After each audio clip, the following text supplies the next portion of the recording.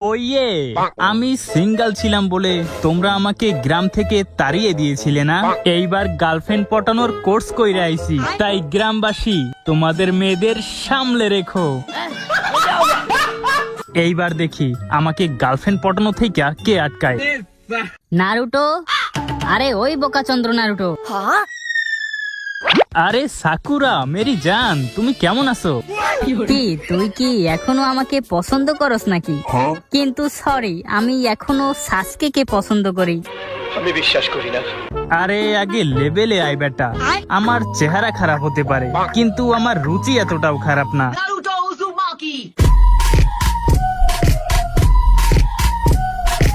কি তার মানে তুই এখন আর আমাকে লাইক করস না? দীর্ঘ 2 বছর ধরে মেয়ে পটানোর ট্রেনিং করছে কি শুধু তোর পিছনে পড়ে থাকার জন্য? এই বোকাচন্দ্র যতই মেয়ে পটানোর ট্রেনিং করুক না কেন, এরকম করলে ওর কপালে গার্লফ্রেন্ড নাই। ওই নারুটো, এইদিকে দেখ।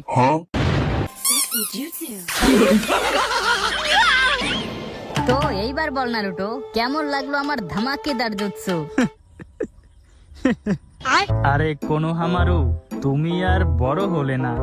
তোমার কি মনে হয় তুমি এই সব জুৎসু করে নিজেকে অনেক বড় প্রমাণ করতেছো? মনে হইতেছে 2 বছর ট্রেনিং করে নারুটো সত্যি অনেক ম্যাচুয়ার হয়ে গেছে। আমি মনে হয় ওকে ভুল ভাবছিলাম, আর এখন হয়তো ও আমাদের অনেক ভয়ঙ্কর ভয়ঙ্কর জুৎসু দেখাবে, যা আমরা এর আগে কখনো দেখিনি। তবে আরে কোনো হামারু, তুই 2 বছর ধরে জাস্ট এতটুকু ইমপ্রুভ করতে পারছো। এখন সাইডে সর, আমি তোরে দেখাইতেছি আসল সেক্সি জুৎসু কাকে বলে। তুই জীবনেও ভালো হবি না নারুটো। আজ তোর একদিন কি আমার একদিন। আমি মনে করছিলাম তুই 2 বছর মেয়ে পটানো ট্রেনিং করে সবার আগে এসে আমারই পটাবি, আর তুই 2 বছর ধরে এইগুলা শিখছস। আরে আমারই ভুল হয়েছে, আমি ভাবছিলাম তুই আগের থেকে ম্যাচিওর হয়ে গেছস, কিন্তু তুই তো সেই কুত্তা যার লেজ কোনোদিনই সোজা হয় না।